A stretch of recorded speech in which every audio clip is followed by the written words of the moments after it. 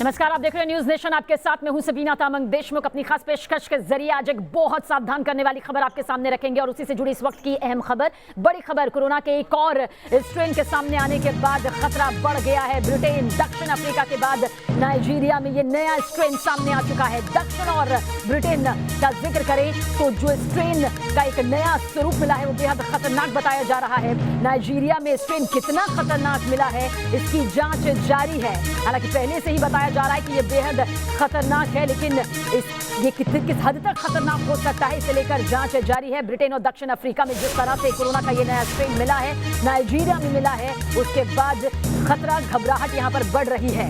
तो हम इस पर पूरी बातचीत करेंगे जाने माने हेल्थ एक्सपर्ट से, लेकिन उससे पहले आपको ये रिपोर्ट जरूर दिखाते हैं इस सवाल के साथ कि जिस तरह से कोरोना लगातार फैल रहा है और इम्यूट हो रहा है, इस वायरस का एक नया प्रारूप सामने आ रहा है, उसके बाद वैक्सीन आखिर कितनी असरदार साबित होगी, क्योंकि इस वैक्सीन से बहुत सारी उम्मीद है। 3 खास मेहमान इस वक्त हमारे साथ मौजूद हैं। आपको बता दें तीनों से हम बातचीत यहां पर करेंगे, लेकिन उससे पहले इस रिपोर्ट पर आप नजर डालें।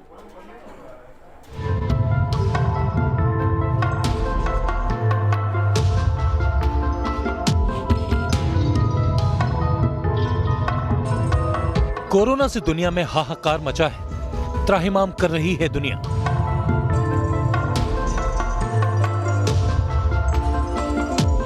तो अब कोरोना का नया रूप डरा रहा है। एक ऐसा वायरस जो चीन के वुहान से दुनिया भर के 206 देशों में फैला और फिर काल बनकर टूटा। वुहान में इंसानों का डेथ वारंट बनने के बाद इसका कहर यूरोप से लेकर अमेरिका तक कोहराम मचा चुका है।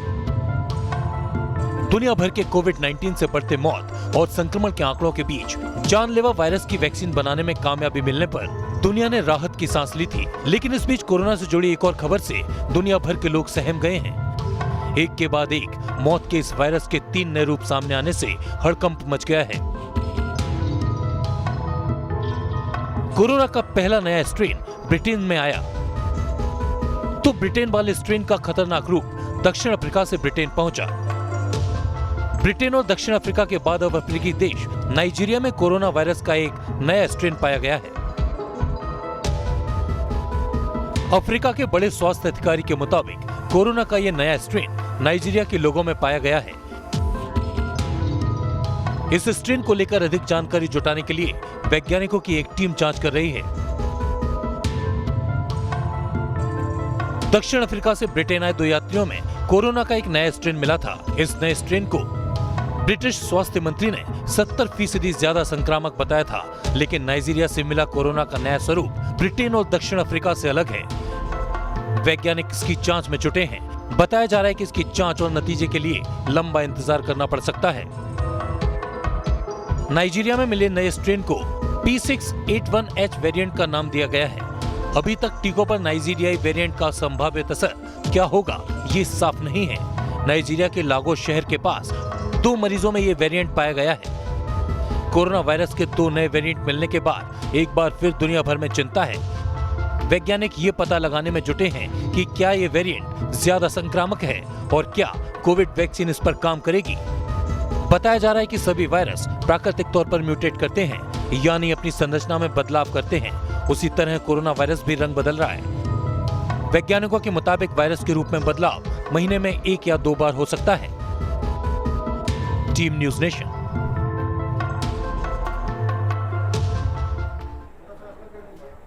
तो कोरोना वायरस का नया स्ट्रेन कितना खतरनाक हो सकता है, किस तरह से और ज्यादा सतर्क होने की जरूरत है, क्या कदम उठाने की जरूरत है, खुद का, अपना, परिवार का, समाज का और देश का बचाव कैसे किया जा सकता है। 3 खास मेहमान इस पर बातचीत के लिए इस वक्त हमारे साथ मौजूद हैं। इंट्रोडक्शन आप सभी का करवाना चाहेंगे। डॉक्टर अंकित गुप्ता हमारे साथ मौजूद हैं, दिल्ली सरकार के CMO हैं, और साथ ही डॉक्टर MC मिश्रा मौजूद हैं, आप पूर्व डायरेक्टर रह चुके हैं एम्स के। डॉक्टर अनिल गोयल भी हमारे साथ मौजूद है, आप IMA के पूर्व सचिव की भूमिका में रह चुके हैं। आप तीनों का ही बहुत बहुत स्वागत है। सर, शुरुआत यहाँ पर डॉक्टर MC मिश्रा आपसे करना चाहेंगे। जब कोरोना आया था हमें उम्मीद नहीं थी कि वो इस कदर फैल जाएगा, और अब उम्मीद जगी थी कि वैक्सीन के जरिए कम से कम एक खुशी यहां पर मिल रही थी अपने परिवार के लिए, इस देश के लिए।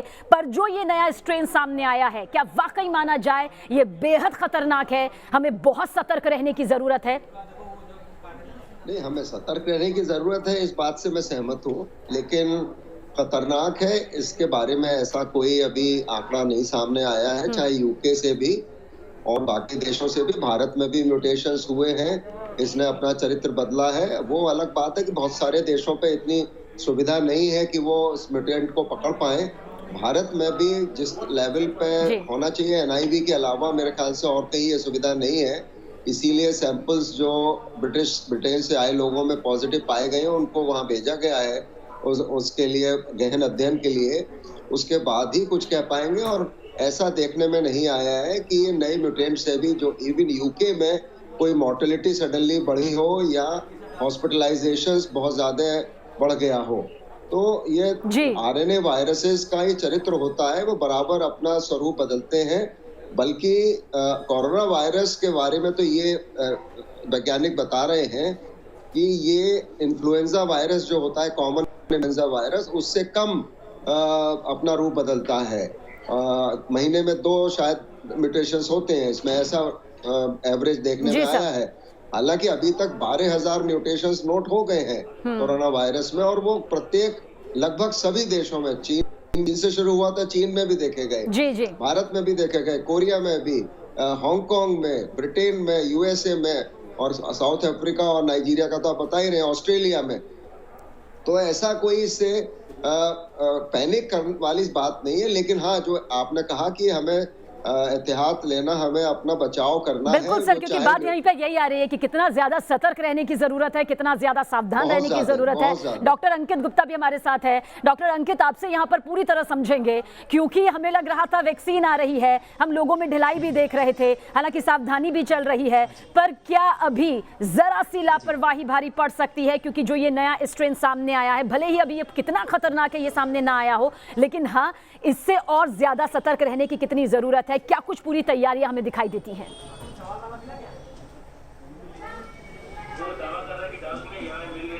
बिल्कुल, नमस्कार। जैसा कि सर ने बताया कि जो RNA वायरसेस होते हैं उनकी एक टेंडेंसी रहती है, वो म्यूटेट कर जाते हैं, टेंडेंसी टू म्यूटेट। तो ये कोई नया फिनोमिना नहीं है, लेकिन कोरोना वायरस के संदर्भ में ये कहना चाहूंगा कि जो यूके में हमने देखा है, there are 23 type of mutations that have noted, and in that 23 type of mutation there is one mutation which is named as N501Y, and that help in rapid transmission of the coronavirus। तो इस संदर्भ में देखा जाए तो थोड़ा चिंता का विषय है, लेकिन जो हम सावधानियां अभी तक बरतते आए हैं, हमें मास्क का उपयोग करना है, हमें सोशल डिस्टेंसिंग का उपयोग करना है, और हमें हैंड वॉशिंग का उपयोग करना है। अगर हम इन 3 चीजों का ध्यान रखते रहेंगे तो जैसे कि पहले की तरह से हम कोरोना वायरस से बचे रहे हैं, आगे भी बचते रहेंगे। डॉक्टर अनिल, आपसे यहाँ पर चाहेंगे ये समझना, ये जानना कि आपको क्या कुछ लगता है। तमाम तरह की बातें इस नए स्ट्रेन को लेकर सामने आ रही है। कुछ लोग कह रहे हैं कि 3 दिन तक जुकाम होगा, उसके बाद बचने की उम्मीद नहीं होगी। कुछ लोग कह रहे हैं कि ये कोरोना से भी कई गुना ज़्यादा खतरनाक है। कुछ लोग कह रहे हैं कि ये जो नया स्ट्रेन है वो बहुत तेज़ी से यहाँ पर फैल रहा है। क्या हकीकत है, क्या सच्चाई है आपको लगता है? क्योंकि हम नहीं चाहते कि इस कोरोना के नए स्ट्रेन को लेकर कोई भ्रम फैले। हम चाहते हैं कि हकीकत सामने आए और जनता समझ सके कि कितना ज़्यादा सतर्क, सावधान रहने की जरूरत है।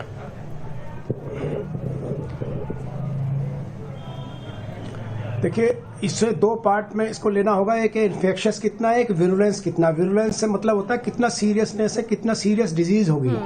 इन्फेक्शस ज्यादा है, 70% ज्यादा है। नॉर्मली एक जो भी पेशेंट होते थे वो 3 लोगों को एज एन एवरेज इन्फेक्शन करते थे, ये हो सकता है उससे ज्यादा 5-6 लोगों को इन्फेक्शन कर सके, तो और तेजी से फैलता है। इसलिए नंबर ऑफ पेशेंट्स अचानक बढ़ सकते हैं अगर ये वेरिएंट यहाँ पे आए, और इसी के कारण ब्रिटिश अथॉरिटीज ने वहाँ लॉकडाउन लगाया कंट्री में। लेकिन अभी तक ये पाया गया है कि ये बहुत ज्यादा डेंजरस नहीं। जैसे आप खतरनाक जो शब्द इस्तेमाल कर रहे हैं ना, तो खतरनाक उतना नहीं है इन द सेंस कि उसमें जैसे बायलेटरल निमोनिया है या ARDS है या सीरियस लंग डिजीज हो, ऐसा नहीं हो रहा है। तो लेकिन चूंकि किसी भी अथॉरिटी के लिए ये देखना है, अगर बहुत ज्यादा नंबर ऑफ केसेस बढ़ेंगे तो हेल्थ इंफ्रास्ट्रक्चर अचानक चरमरा जाएगी। जैसे हमने दिल्ली में देखा, जब 8,000 केसेस हुए तो अचानक हमारे ICU बेड्स की जरूरत ज्यादा पड़ गई। तो इन्फेक्शियस यस ये ज्यादा है, विरुलेंस इसकी कम है या नहीं, सेम है। तो इसलिए सतर्क जरूर रहना है, और गवर्नमेंट लेवल पर यह जरूरी है, कम्युनिटी लेवल पर, कि नंबर ऑफ केसेस अचानक बढ़ सकते हैं। उसके लिए हमको ये जरूरी है कि इसका जीन है जो ठीक है सर। टेस्ट करना होता है। अब ये गवर्नमेंट ऑफ इंडिया ने कहा जो 25 नवंबर के बाद फ्लाइट्स आ रही हैं उसमें पहले 2 जीन टेस्ट करते थे, अब एक एस जीन और टेस्ट करना है अगर RT-PCR उनका पॉजिटिव है तो ये एस जीन टेस्टिंग की फैसिलिटी हमारे पास है। एक दूसरा मैं एक और बहुत तेजी से बताऊंगा, होल जीनोम टेस्टिंग होती है, वो रेगुलर नहीं हो रही है। हम अगर हर जिले में हर महीने में 6-7 लोगों का भी होल जीनोम टेस्टिंग कर लें तो जितने भी वेरिएंट होंगे वो हमारे पकड़ में आ जाएंगे। ये इंडियन गवर्नमेंट इस पर विचार कर रही है कि हर जिले में होल जीनोम टेस्टिंग हो। सिर्फ RT-PCR में सिर्फ 2 जीन टेस्ट होते हैं, होल जीनोम टेस्टिंग हो। चलिए, ये भी बहुत इंपॉर्टेंट इन्फॉर्मेशन सर आपके जरिए यहाँ पर सामने आई है, क्योंकि जितनी जल्द बीमारी को पकड़ लिया जाएगा उतनी जल्द उसका इलाज भी यहाँ पर मुमकिन हो पाएगा। डॉक्टर MC मिश्रा, आप हम चाहेंगे, क्योंकि बहुत सारे सवाल जो हमसे हमारे दर्शक भी पूछते हैं, जो आसपास के लोग भी पूछते हैं, वैक्सीन को लेकर एक बड़ी सुकून वाली मुस्कान सामने आ रही थी। क्या इस बीमारी के चलते वो जो वैक्सीन लगेगी या वो जो वैक्सीन कोरोना मरीज को या उससे पहले जो उस सुरक्षा के मद्देनजर दी जाएगी, ऐसा तो नहीं जिससे अगर ये स्ट्रेन हुआ जिसमें ये बीमारी घर कर जाएगी, वैक्सीन वहां फेल हो जाएगी या वैक्सीन उस पर काम नहीं करेगी? ये किसी ना किसी तरह का एक सवाल मन में उठ रहा है, इससे लेकर हम आपसे जवाब जरूर चाहेंगे सर। देखिए, अभी तक का जो इंफॉर्मेशन दी है फाइजर वालों ने, जो UK में वैक्सीनेशन भी हो रहा है और ये म्यूटेंट वायरस भी चल रहा है, तो उन लोगों का मानना ये है, वैज्ञानिकों का मानना ये है कि ये वैक्सीन काम करेगी म्यूटेंट वायरस के अगेंस्ट। क्योंकि म्यूटेंट का क्या मतलब होता है, जो कोरोना है उसकी सरफेस पे जो स्पाइक्स होते हैं, हम उसको स्पाइक प्रोटीन बोलते हैं। तो जो जैसे डॉक्टर विकास ने बताया कि वो उसमें 23 तरह के म्यूटेशंस सामने आए, तो उसमें ये स्पाइक प्रोटीन में बदलाव आता है। वो एमिनो एसिड्स होते हैं, वो कुछ जगहों पे बदल जाते हैं, अपनी जगह बदल लेते हैं। तो लेकिन ये फिर भी वैक्सीन पकड़ लेगी इसको। वैक्सीन से जो एंटीजेनिक रिएक्शन होगी वो इसको फिर भी पकड़ेगी, मेमोरी सेल्स इसको फिर भी पकड़ेंगे। अभी तक का मानना तो वैज्ञानिकों का यही है कि जो भी वैक्सीन चाहे भारत में भी जो बन रही हैं वो भी पकड़ लेंगी म्यूटेंट वायरस को, और जो UK में और USA में यूज हो रही है वो भी पकड़ लेगी। इसलिए लोगों को इस बारे में अभी और जानकारी का इंतजार करना चाहिए, प्रतीक्षा करनी चाहिए। अगले 3-4 हफ्तों में जब इस पर और अध्ययन हो जाएगा इस वायरस, म्यूटेंट वायरस के चरित्र पे, और उस पर ये करके भी देखेंगे, लैब में भी करके देखेंगे कि क्या ये इस वायरस को खत्म कर रहा है कि नहीं कर रहा। बट अभी तक का मानना ये है कि ये काम करेंगी वैक्सीन, ये वैक्सीन यहाँ पर काम करेंगी। चलिए, क्योंकि ये बार बार सवाल सामने आ रहा था कि वैक्सीन को लेकर खुशी तो हो रही है, लेकिन जिस तरह से कोरोना का ये नया स्ट्रेन आया है उस पर ये कितनी कारगर साबित होगी या नहीं। डॉक्टर अंकित गुप्ता, बच्चों को लेकर तमाम सवाल खड़े हो रहे हैं और पेरेंट्स बहुत ज्यादा फिक्रमंद है, क्योंकि अब तक एक्सपर्ट्स कोरोना को लेकर तो कह रहे थे कि बच्चों का क्योंकि इम्यून सिस्टम मजबूत होता है इसीलिए कोरोना के इतने पेशेंट्स बच्चे नहीं आते हैं, लेकिन ये बच्चों को अपना टारगेट कर रहा है। जो फैक्ट सामने आ रहे हैं उसमें बच्चों की तादाद ज्यादा है। हम चाहेंगे इसे लेकर आपकी तरफ से अगर कोई क्लैरिटी मिल सके।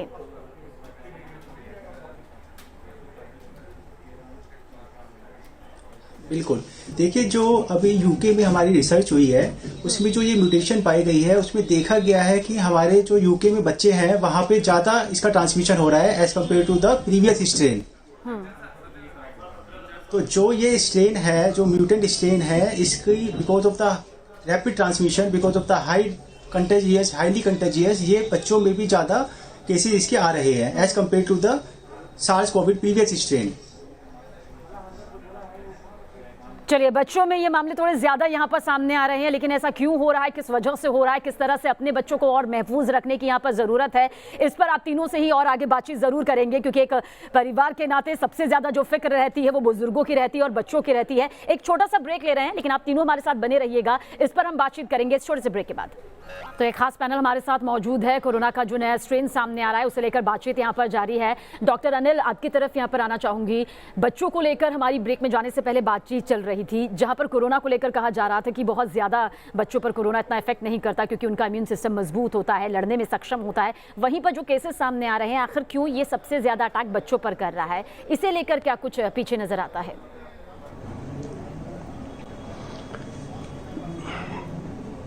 देखिए, थोड़ा सा मैं टेक्निकल इसमें बताना चाहता हूं कि जो बॉडी की सेल्स में एंट्री करने के लिए वायरस को उसकी सेल सरफेस पर ACE2 इनहिबिटर्स होते हैं, जो एडल्ट्स में ज्यादा पाए जाते हैं, बच्चों में कम पाए जाते हैं। ये जो इन्फेक्शियस ज्यादा है, इसके कारण जो S जीन में इसके चेंज हुआ है वायरस के, वो बहुत तेजी से उन ACE2 इनहिबिटर्स से बाइंड कर सेल के अंदर या बॉडी के अंदर घुस जाता है। इसी प्रकार से बच्चों में हालांकि कम ACE2 इनहिबिटर हैं, बट चूंकि इसमें म्यूटेशन हुआ इस वायरस में, उन ACE2 इनहिबिटर से बच्चों में भी वो बाइंड होकर बच्चों की बॉडी में भी एंटर कर रहा है। तो इसका टेक्निकल एस्पेक्ट ये है कि इसका S जीन की ज्यादा एफिनिटी है ACE2 इनहिबिटर में या सेल में एंटर होने की, इसलिए बच्चों में भी और बड़ों में ज्यादा इन्फेक्शन कर रहा है। डॉक्टर मिश्रा, आप क्या कुछ कहेंगे? वो कौन से सुझाव आप देंगे जो लगातार कोरोना काल में आप सभी एक्सपर्ट्स के जरिए दिए जा रहे थे? क्या और ज्यादा सतर्क होने की यहाँ पर जरूरत पड़ जाती है? क्योंकि जब बच्चे का जिक्र आता है, परिवार के बुजुर्गों का जिक्र आता है, तो दिल घबराने यहाँ पर लगता है। क्या आप सजेस्ट करेंगे? देखिए, बच्चों के मामले में भी यूके में भी दो मत हैं इसमें। सारे वैज्ञानिक इस बात से सहमत नहीं है कि बच्चों को ज्यादा ये दिक्कत दे रहा है। और अगर आप याद करिए, जब स्कूल कॉलेजेस खुले थे फ्लोरिडा में, तो एक बार में ही 97,000 बच्चों को हो गया था, फिर बंद कर दिए। भारत में भी ऐसे ही हुआ, हरियाणा में स्कूल खोले थे, हो गया, फिर बंद कर दिए। तो ऐसा नहीं है कि ये बच्चों को करेगा नहीं, बच्चों में मॉर्टेलिटी बहुत कम रही है, डिजीज सीवियरिटी नहीं हुई है। वो उसके रीजंस, कभी BCG का टीका भी बताया जा रहा है, कभी MMR का टीका बताया जा रहा है। तो इस पे सब पे हमारे यहाँ भी रिसर्च चल रही है BCG के बारे में और MMR के बारे में। और बच्चों में इनेट इम्यूनिटी होती है, मदर से आती है, उसका भी इसमें होता है। तो लोगों को बिल्कुल परेशान होने की बात नहीं है। अपने को, जैसे आपने शुरू में ही कहा, सतर्कता पूरी बरतनी है, जैसे कर रहे हैं पिछले 11 महीने से। बिल्कुल। वो अभी चलेगी 6 महीने 8 महीने, जब तक एक सिग्निफिकेंट पॉपुलेशन इसमें नहीं वैक्सीनेट हो जाती, इनोकुलेशन नहीं हो जाता, हर्ड इम्यूनिटी की तरफ हम नहीं बढ़ते, तब तक हम सबको बहुत डिसिप्लिन, बहुत अनुशासित वे में ही सोसाइटी में मूव करना है। और वही हमको अभी बचाएगा, चाहे हम वैक्सीनेशन शुरू भी कर दें। जनवरी में मान लीजिए शुरू भी हो गया वैक्सीनेशन, तो अभी तो हेल्थ केयर वर्कर्स को लगेगा, फ्रंटलाइन वर्कर्स को लगेगा, कुछ प्रायोरिटाइज कैटेगरीज है उनको लगेगा। वो लगते लगते मार्च अप्रैल हो जाएगा आपका। तब तक जो जिनको लग रहा है उनको भी सावधानी लेनी है, क्योंकि 2 इंजेक्शन के बाद, 2 टीकों के बाद 4 हफ्ते बाद इम्यूनिटी बनेगी, रोग प्रतिरोधक क्षमता उसको। इसलिए ये नहीं है कि आपने देखा, बहुत चर्चा हुई कि साहब अनिल विज साहब ने इनोकुलेशन करवाया और उसके बाद इन्फेक्शन हो गया। इसका ये मतलब नहीं था। 2 हफ्ते बाद उनको हुआ जब पहला इंजेक्शन लगा था। तो पता नहीं प्लेसिबो लगा कि उसमें वैक्सीन थी नहीं थी, कुछ नहीं पता है। तो ये चलिए डॉक्टर अंकित गुप्ता, बहुत जल्द आपसे हम चाहेंगे कि 15 से 20 सेकंड में आप हमें ये बता दें, जो हमारे दर्शक हैं उनके लिए आप क्या खास टिप्स यहाँ पर देना चाहेंगे? जैसे रह रहे थे अभी साल भर से वैसे ही रहे, थोड़ी सी भी ढिलाई भारी पड़ सकती है?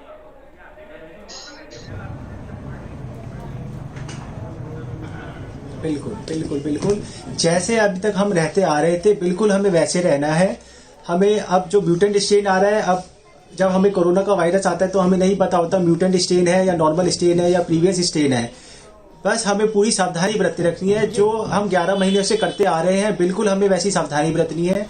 अगर हम इन 3 सावधानी का ध्यान रखेंगे, मास्क, डिस्टेंसिंग और हैंड हाइजीन, हैंड वॉशिंग, अगर इन 3 चीजों का ध्यान रखेंगे तो कोई सा भी वायरस हो, कोई सा भी स्ट्रेन हो, हम उससे बचे रहेंगे और हमारा परिवार सुरक्षित रहेगा। तो सतर्क रहना है, सावधान रहना है, किसी भी तरह की लापरवाही यहाँ पर नहीं करनी है। आप तीनों का बहुत बहुत शुक्रिया, क्योंकि आप तीनों के जरिए यहाँ पर हमारे दर्शक आज समझ पाए कि जो बातें भ्रम के तौर पर फैल रही हैं उन पर विश्वास नहीं करना है। अभी थोड़ा सा 2 से 3 हफ्ते का वक्त लगेगा ये समझने के लिए, जानने के लिए कि कोरोना का जो ये नया स्ट्रेन है आखिर इसका प्रारूप है क्या। बहुत बहुत शुक्रिया आप सभी का। लेकिन इस बीच अब बात आपके पसंदीदा शो देश के बहस की, जिसमें आप चुनते हैं बहस का मुद्दा। आज की बहस के विकल्प अब आपके सामने, नए कृषि कानूनों का विरोध कम और समर्थन आखिर ज्यादा क्यों, या फिर ब्रिटेन में कोरोना का नया स्ट्रेन क्या भारत के लिए बड़ा खतरा है। साथ ही ये तीसरा मुद्दा, पश्चिम बंगाल में कांग्रेस लेफ्ट गठबंधन से किसके वोट पर आखिर असर है। तो आप इस पर वोट कर सकते हैं, अपना मुद्दा यहां पर चुन सकते हैं। एक छोटा सा ब्रेक, बहुत जल्द हाजिर होते हैं।